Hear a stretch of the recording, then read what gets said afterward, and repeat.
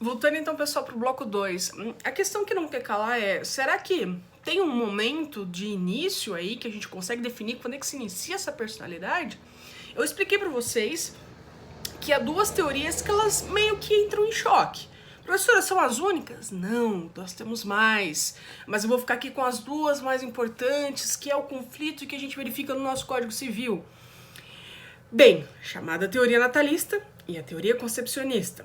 Na teoria natalista, ela vai ler o Código Civil e dizer: nascimento com vida. Professora, onde? Me dê a localização geográfica. Artigo 2º do Código Civil. A personalidade civil da pessoa começa do nascimento com vida. Portanto, nasceu, respirou, inicia-se a personalidade jurídica. Professora, é ali que eu passo a ser sujeito de direitos? Sim, para essa teoria, sim, né? Quando eu verifico essa capacidade cardiorrespiratória, que eu já expliquei para vocês, então eu falo de um sujeito que adquiriu a sua personalidade jurídica. Professora, e o chamado nascituro, o embriãozinho, né, aquele serzinho que está no útero? Para essa teoria, mera expectativa de direito. Não sei se essa vida é viável, ué. Então como é que eu vou colocar que esse cara aí tem, sei lá, né, direitos futuros? A teoria concepcionista, ela vai dizer não. Desde a concepção, o sujeito é sujeito de direitos. Poxa, professora, um tanto quanto complicado, né? Porque a gente tá falando de uma vida intrauterina, pois é. E a pergunta que não quer calar, né? A teoria concepcionista, ela fica nesse... Eles chamam de finalzinho do artigo 2º, lá que coloca: mas a lei põe a salvo desde a concepção os direitos da nascitura. Né? Professora, pergunta que não quer calar. Qual teoria o nosso Código Civil adota? A doutrina entende que a teoria natalista seria a teoria adotada. Mas calma lá, calma. Isso tem sido mudado muito nos últimos anos, sobretudo com a interpretação da jurisprudência.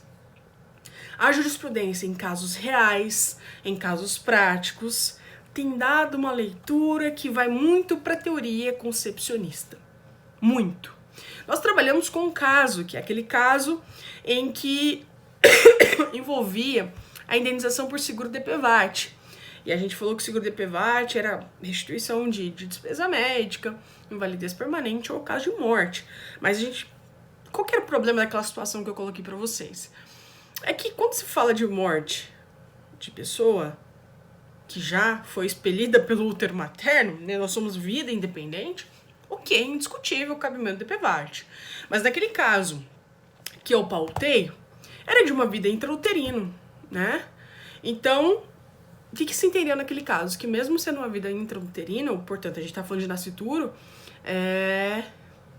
tem que ser deferido ali o direito, claro, né? A mãe foi quem ajuizou a ação por uma questão de representação, de sucessão e assim por diante, que não veio o caso agora, mas é por conta da morte do nascituro, tá?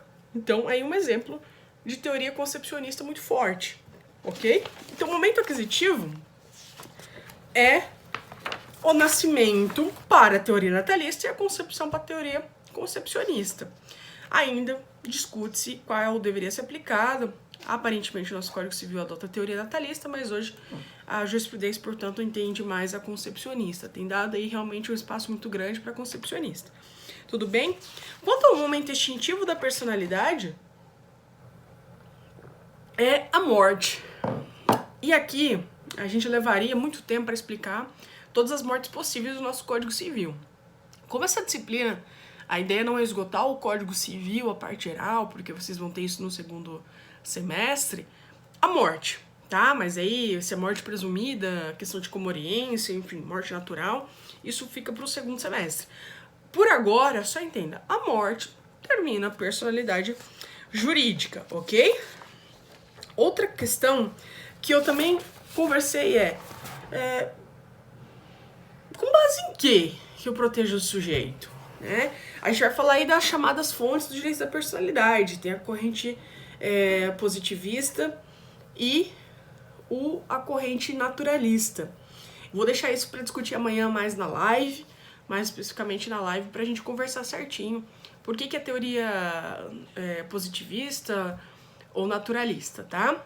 Vocês já viram direito natural e direito positivo em teoria geral do direito, até onde eu sei. Então isso fica muito mais tranquilo de ser explicado. Outro ponto interessante é que a gente falou dos chamados direitos da personalidade da pessoa jurídica. Ora, direitos da personalidade, eu falei de capacidades psíquicas, né, físicas do sujeito, e a pessoa jurídica, ela não é isso, ela é uma ficção, é uma criação humana. E será que ela tem? Bom, olha, o artigo 52 do Código Civil, ele deixa aqui pra gente a seguinte redação. Aplica-se às pessoas jurídicas no que couber a proteção dos direitos da personalidade. Professora, mas a pessoa jurídica não tem corpo. Ela não morre no sentido natural da coisa, né? Não tem a morte encefálica que a gente chama. Mas será que ela tem proteção? Pessoal, sim, ela tem proteção. Aqui, a imagem do atributo, a imagem atributo que a gente chama, né? A honra e ao nome.